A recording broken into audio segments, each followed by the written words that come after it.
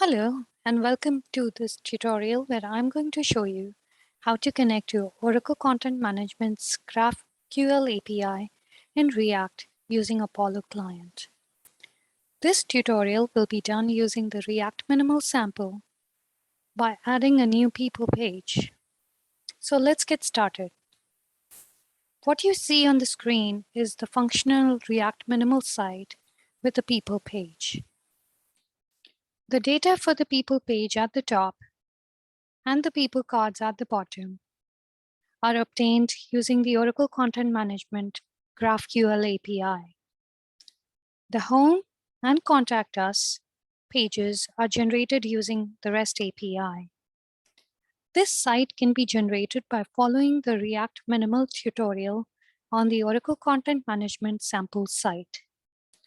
Let's dive into the code to see what's going on. Let's get started with the package.json file. Note the dependency on the Apollo client. Apollo Client is a comprehensive state management library for JavaScript that enables you to manage both local and remote data with GraphQL. Next, let's take a look at browse.js, which you will find under the Pages folder of the source directory. Here, note that the path to the people slug is routed to the people component. The people component can be found in people.jsx file, which is also under the Pages folder. This component is responsible for rendering the people page.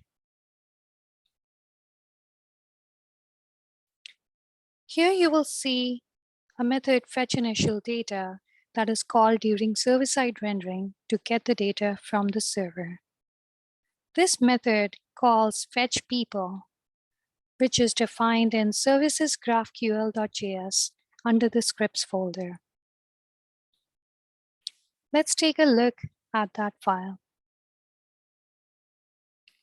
At the top of the file, you will see a variable that defines the endpoint for the GraphQL API.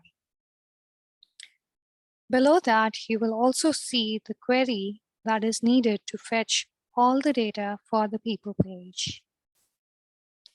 To see the output of this query, we can go to the GraphQL Explorer, and here you will see all the data that is being returned by the server. So here is my GraphQL endpoint, and this is the query that we saw earlier that is defined in the services GraphQL file.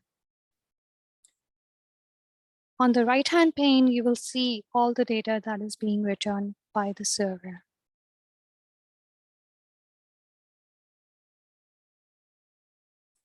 Both of these variables are used by the fetchPeople method. The fetchPeople method initializes in Apollo client and calls the query method on it, passing it the query that we saw earlier, also passing in the channel token and the slug for the people page. The data that is returned back by the server is returned back to the people component, and the render method of the people component will take that data and convert it into HTML. Note that the people component in turn calls the person component to render the person card. Well, that was it from my end. Thank you for watching this video about how you can use React and GraphQL to access content in Oracle Content Management. Have fun building.